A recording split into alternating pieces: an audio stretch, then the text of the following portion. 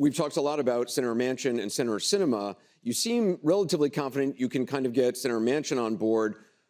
There's a lot of Democrats in the House and Senate who are confused about where Senator Sinema actually stands on things.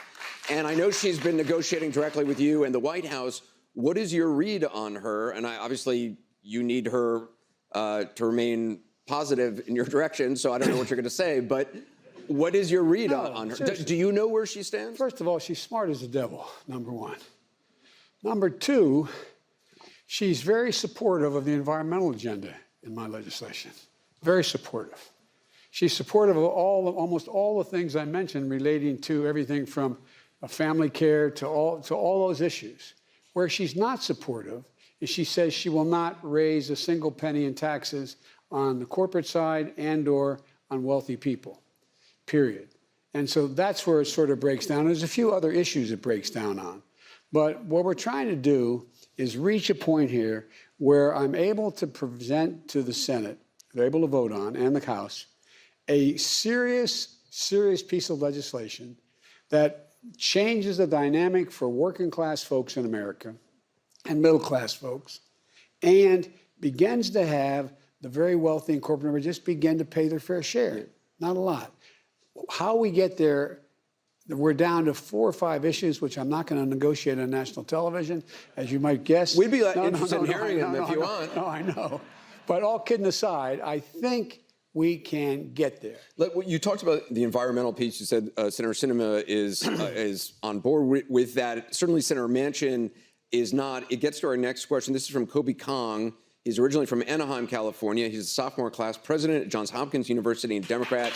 Kobe, what's your question? Mr. President. One of the largest issues that people have trouble comprehending the severity of is climate change.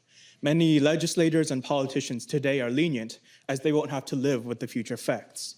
Without the legislative support for the climate aspects of your budget proposal and the Earth rapidly approaching the Paris Agreement's 1.5 degrees limit, what other backup plans do you have to ensure a future for the next generations? Well, let's...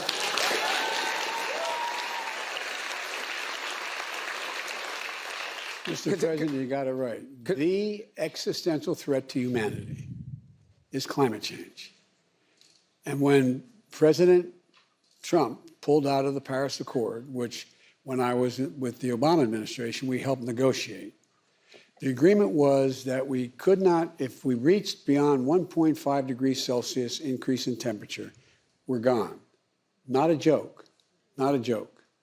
And so we decided that he pulled out. First thing I committed to do is rejoin that accord, number one.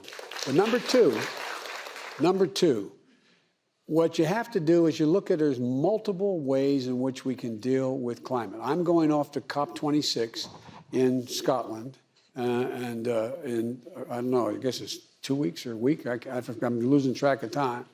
And I'm presenting a commitment to the world that we will, in fact, get to net zero emissions on electric power by 2035 and net zero emissions across the board by 2050 or before. But we have to do so much between now and 2030 to demonstrate what we're going to do. So let me give you a couple examples. Okay, let me just follow up, though, very quickly on that, because the key climate provision that was in the Build Back Better plan, as you call it, the Clean Electricity Performance Program, that's been dropped now from this spending bill. No, it hasn't. It has not. No, look, but Senator Manchin is opposed to that. He's opposed to it. But here's the deal. That is only one of well over $1 trillion worth of expenditures for climate change. It's $150 billion. It's important.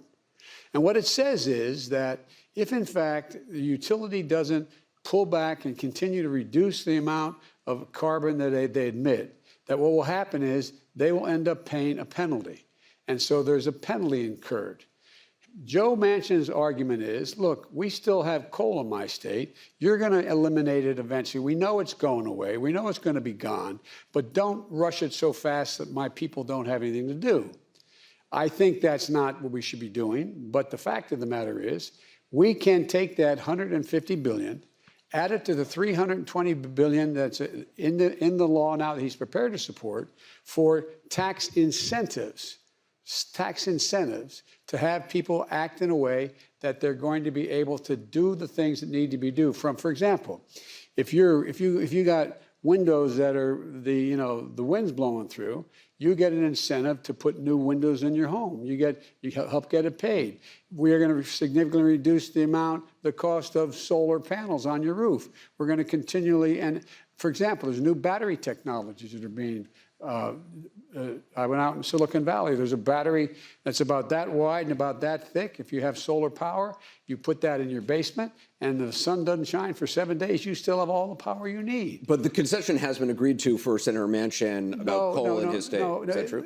Nothing's been formally agreed to. The concession has been, the negotiation is, I've been saying to Joe, look, if we don't do it in terms of the electric grid piece, what we'll do is give me that $150 billion. I'm going to add it to be able to do other things that allow me to do things that don't directly affect the electric grid in the way that there's a penalty, but allow me to spend the money to set new technologies in place. For example, we can save significant amounts of money and, as a consequence of that, significant amounts of energy if, in fact, we are able to put the high-tension wires underground. It costs a hell of a lot more to do it.